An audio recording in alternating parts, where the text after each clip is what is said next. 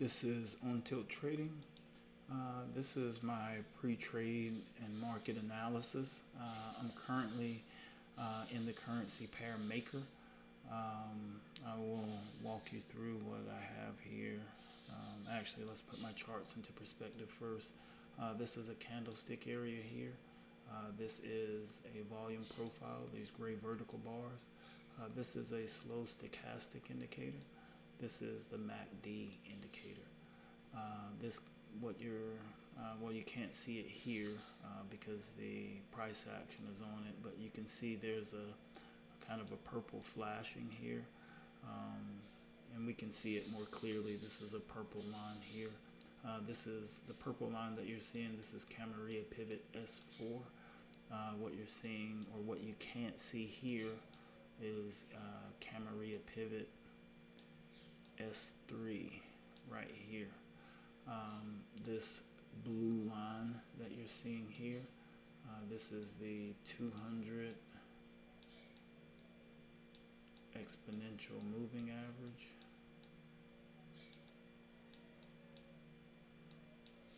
This is the 15-minute chart. This is the 4-hour chart. This is the weekly chart. I'll walk you through what I'm seeing on Maker. Also, these are Fibonacci retracements right here. So I'll walk you through what I'm seeing on my charts. So first, I analyze price action in relation to the 200 EMA. So trading below on the daily, trading above on the 4-hour, and trading above on the 15-minute. But the 15-minute is also trading, at the 15-minute 200 EMA, so it's testing it. And I basically, next I'll go through and get my biases. So my bias I form on the weekly chart. Since we're trading below the 200 EMA, my bias is a short. This also coincides with the location. So if we come over to the 4-hour chart, this is where I'll get my structure analysis. So this is Camarilla Pivot R3, and this purple line down here is Camarilla Pivot R4. My trade idea is a short from an R4 to an R6 traverse here. And this trade idea is coming from a structural perspective. This candle right here is the last strong low. This candle right here is the last strong high. And this price action retraces here, and then fails to make a break of structure here. So this is forming a weak high. Price action retraces, and basically what I'm seeing here is weakness. And since I'm here at the, and we'll go up to the 15-minute and I'll break down my entry. But since this failed to break structure here, I'm seeing weakness, and I want to take a short trade down here for a test of this previous strong low, or a potential change of character. And I'll walk you through what I'm seeing here on the 15-minute. These are Fibonacci retracements. I'll use these to try to get an entry if I can, but this wasn't relevant for this particular trade, but I'm just testing it.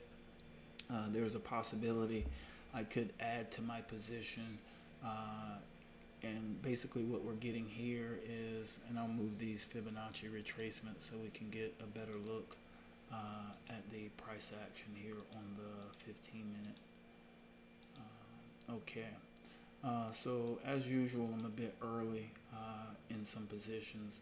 So we can see on the 15-minute, the price action is selling off into the 200 EMA here.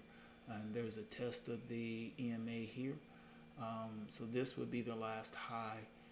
There's a test of the EMA. It rejects, but it fails to make a new high here. So the high here is 1435.9, and the high here is 1434.8. So I'm seeing weakness. Even though I want to take my structure for my trade idea on the 4 hour, I'm looking for entries here on the 15 minute. So since I'm seeing weakness, it goes back. I take an early entry here, trying to get a stop back here on this candle. This trade, or at least, and I just put my stop right above this candle. So keeping it real tight just in case this is about to sell off. In hindsight, this is not the best idea because even though price action sold off below the EMA, there wasn't continuation with the next candle or following candle that broke this level. So this is what I want to see as far as in taking an entry. Same thing with this.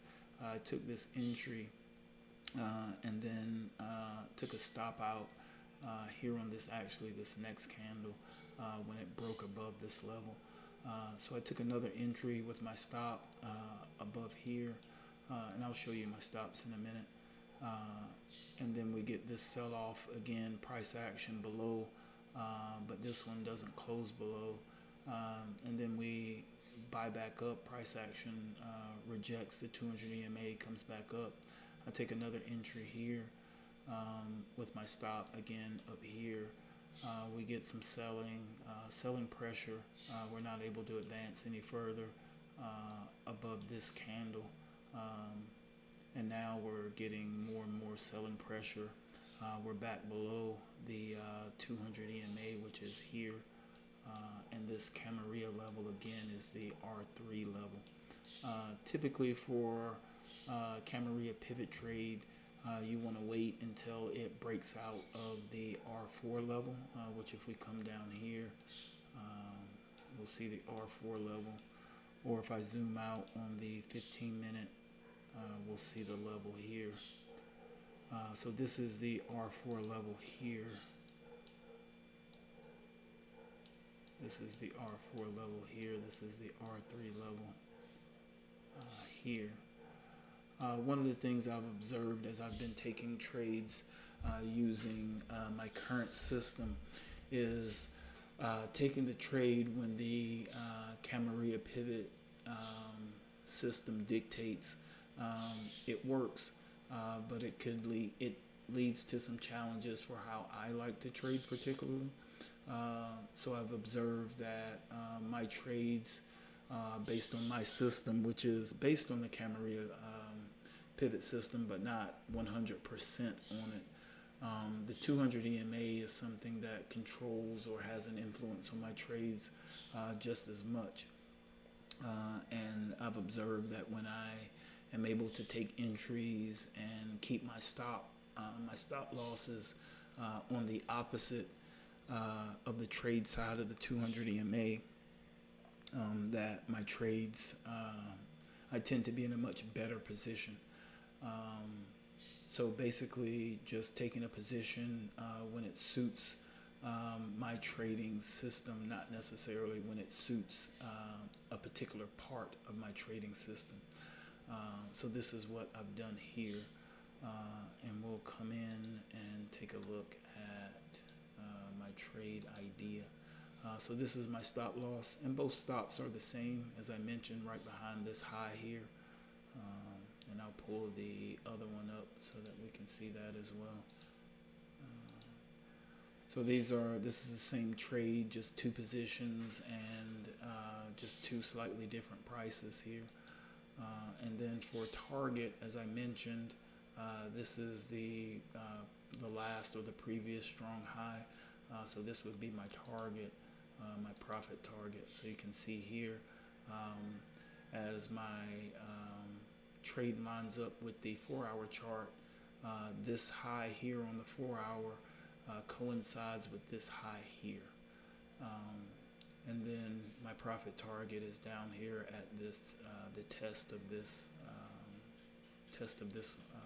last strong low, either for a test or for a break of or for a change of character there. So this is my trade idea right here. All right, so now we're getting, let's look at the numbers here. We're at 1398.6. This is 1398.4. Okay, now if there's pullback from this level, so I'll put a Fibonacci up. If there's pullback from this level, this is ideally where I would actually want to get in and take an entry. So we'll call this the start, and then do this here. And then if there's pullback to this 618 level, I'll take another position. If this pulls back, I'll keep the Fibonacci on it. If this pulls back, then I'll take another entry. I'll move this over here because this is where I got stopped out here.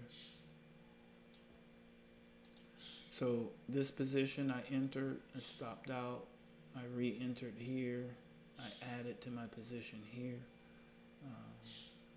Let's make sure we're at the lowest point. And then now, if I'm content with my position as is, if this takes off, then great. If this pulls back to the 618 level, I'll add one more time to my position, and we'll see how the trade goes one way or the other. But I feel like I'm in a good position.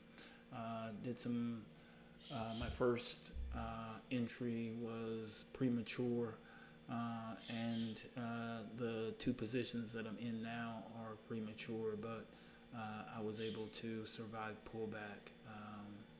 So we'll see how this goes going forward.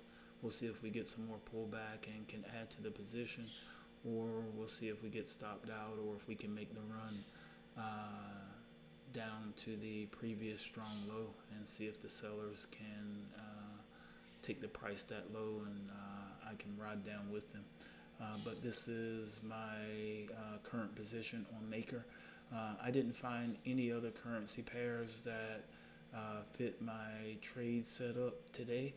Seems like everything sold off overnight, and I was able to take advantage of some of that with positions in Polkadot and in Litecoin. But I have videos on those if you want to check those out. But this is On Tilt Trading, and we'll see you next time.